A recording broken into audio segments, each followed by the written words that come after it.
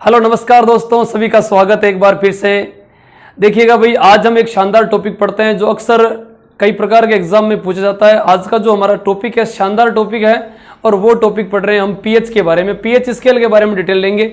देखिएगा अक्सर जैसे रीट जैसी भर्तियों में, पटवार जैसे पेपर में, पुलिस के पेपर में, आर्मी के अंदर, इसके अलावा एसएससी के अंदर होने वाली जितनी भर्ती है उनके अंदर ये क्वेश्चन यहाँ से आता है कि किसका पीएच कितना होता है। तो आज हम इस वीडियो के अंदर पीएच के बारे में अध्ययन करते हैं। देखिएगा दोस्तों, वीडियो को अंत तक जरूर देखिएगा।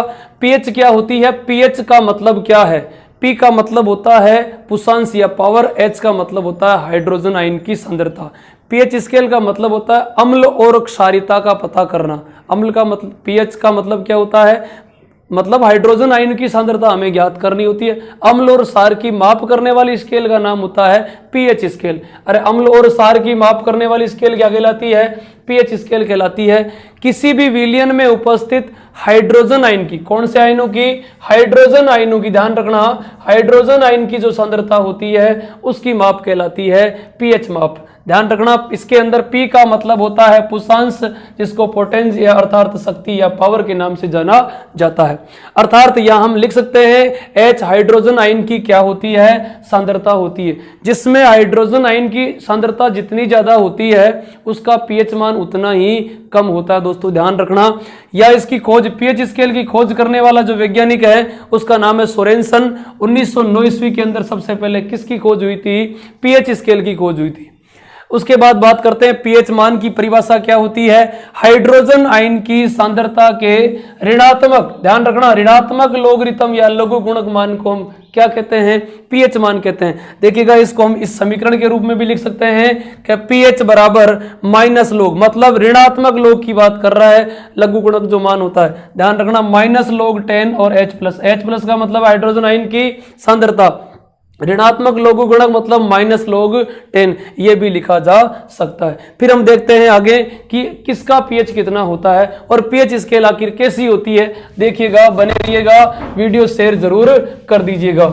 हाँ देखिएगा, बहुत ही शानदार टॉपिक है दोस्तों। एग्जाम की दृष्टि से यहाँ से कई प्रकार के क्वेश्चन है वो सीधे बनते हैं और बिल्कुल इजी टॉपिक है, ज्यादा हार्ड टॉपिक नहीं है। हाँ, सबसे पहले तो मैं बात कर रहा हूं पीएच स्केल की। देखिएगा, ये पीएच स्केल होती है। इस पीएच स्केल के अंदर जो मान होते हैं वो 0 से 14 तक, 0 से 14 तक मान होते हैं। इसके अंदर देखिएगा, इस प्रकार हम इसको ले चलते हैं। ऐसे बीच के अंदर लिखा होता है, यहां पर 7 लिखा होता है, 7 लिखा होता है। इधर पहले लिखा होता है अम्ल और इधर लिखा होता है क्षार, और 7 वाला एग्जैक्ट होता है वो लिखा होता है उदासीन। यहां ध्यान रखना, इंपॉर्टेंट बात है, यहां लिखा होता है H+ और इधर लिखा होता है OH-। H+ का मतलब होता है कौन से आयन, हाइड्रोजन आयन, जबकि OH का मतलब होता है हाइड्रोक्साइड आयन। कौन से आयन, हाइड्रोक्साइड आयन। ध्यान रखना, H+ आयन की सांद्रता देखिए इस स्केल के अंदर यहां ज्यादा है। जैसे जैसे हम स्केल में आगे बढ़ते हैं वैसे वैसे H+ आयन की सांद्रता घटती जाती है और पीएच मान बढ़ता जाता है। इधर 0 से 14 की ओर चलते हैं तो OH आयनों की सांद्रता क्या होती है, बढ़ती जाती है। ध्यान रखना, इधर से 0 से 14 की ओर जाते हैं तो OH- आयनों की सांद्रता बढ़ती जाती है। ये इंपॉर्टेंट बात है। H+ जो आयन है उस आयनों की जो सांद्रता है, ध्यान रखना, उनकी सांद्रता अधिक होगी तो पीएच मान, ध्यान रखना, तो पीएच मान पर क्या प्रभाव पड़ेगा, पीएच मान कम होगा। क्या होगा भाई, कम। यहाँ H+ आयन ज्यादा है, धीरे धीरे कम हो रहे हैं, कम होंगे तो पीएच बढ़ेगा। यदि ज्यादा है तो पीएच मान क्या होगा, कम होगा। ध्यान रखना, सांद्रता यदि क्या होगी, कम होगी तो पीएच क्या होगा, बढ़ेगा। ये सवाल परीक्षा के अंदर आता है कि H+ आयनों की सांद्रता बढ़ने से पीएच पर क्या प्रभाव पड़ता है। H+ आयनों की सांद्रता बढ़ने पर पीएच मान घटता है, जबकि H+ आयनों की सांद्रता घटती है तो पीएच मान बढ़ता है। लेकिन हाइड्रोक्साइड आयन में थोड़ा सा उल्टा होता है कि जैसे जैसे OH- आयन, मतलब हाइड्रोक्साइड जो आयन होते हैं, कौन से आयन होते हैं, हाइड्रोक्साइड आयन। ध्यान रखना, हाइड्रोक्साइड जो आयन है, हाइड्रोक्साइड आयन अधिक तो पीएच मान भी क्या होता है, पीएच भी अधिक होता है। और हाइड्रोक्साइड आयन देखो, इधर हाइड्रोक्साइड बहुत कम है, इधर से आगे चल रहे हैं, कम है तो पीएच मान भी कम होगा, और OH आयन कम है तो पीएच भी क्या होगा, कम होगा। ये बात पता रहनी चाहिए। देखो अधिकतम मान इसमें 14 होता है और ये 0 से 14 तक मान होते हैं। 7 से कम वाले अम्लीय होते हैं, 7 से अधिक वाले क्षारीय होते हैं, और बिल्कुल 7 वाला क्या होता है, उदासीन होता है ना। ये भी आपके माइंड में होनी चाहिए। आगे चलते हैं, देखते हैं किसका पीएच मान कितना होता है। सबके अलग अलग पीएच मान होते हैं। हाँ, सबसे अधिक पीएच मान किसका होता है और सबसे कम पीएच मान किसका होता है। सबसे जो कम पीएच मान होता है दोस्तों वो होता है किसका, HCl का। HCl का मतलब होता है हाइड्रोक्लोरिक अम्ल।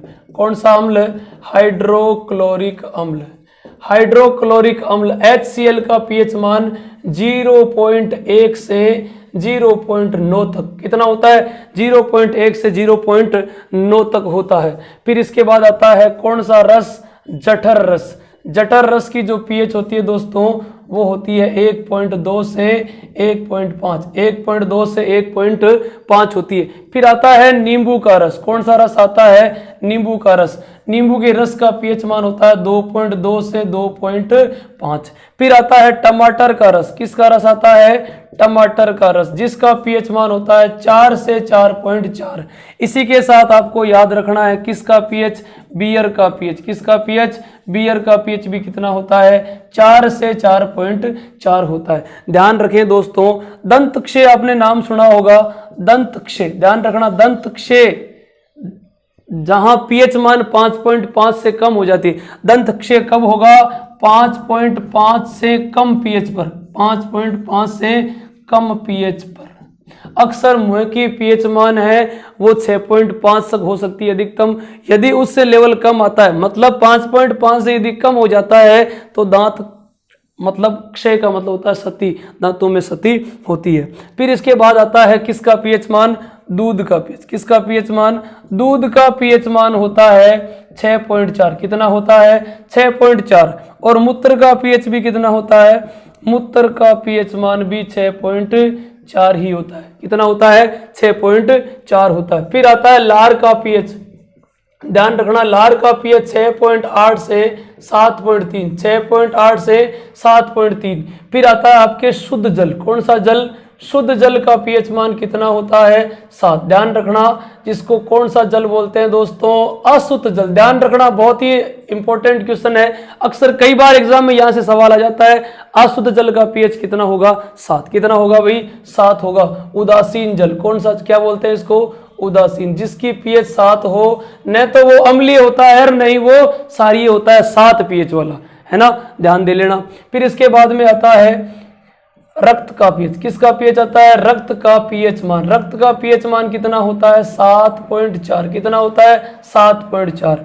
इसके बाद में आता है वीर्य का पीएच। किसका पीएच आता है, वीर्य का पीएच, वो भी कितना होता है, 7.4। कितना होता है दोस्तों, 7.4। फिर आता है समुद्री जल का पीएच। किसका पीएच मान भाई, समुद्री जल का पीएच मान कितना होता है, 8.4। कितना होता है, 8.4। फिर एक आता है आपके MgOH, मिल्क ऑफ मैग्नीशिया का पीएच मान कितना होता है, 10। कितना होता है दोस्तों, 10, ध्यान रख लेना।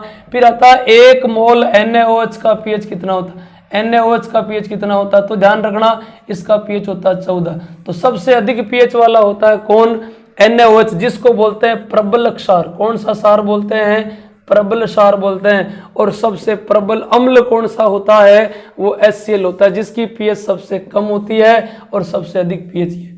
OH माइनस आयनों की सांद्रता सबसे ज्यादा है, वो कौन सा होगा दोस्तों, वो क्षार होगा। H प्लस आयन की सांद्रता ज्यादा है, वो अम्ल होगा। तो ये मुख्य आपके पीएच थे।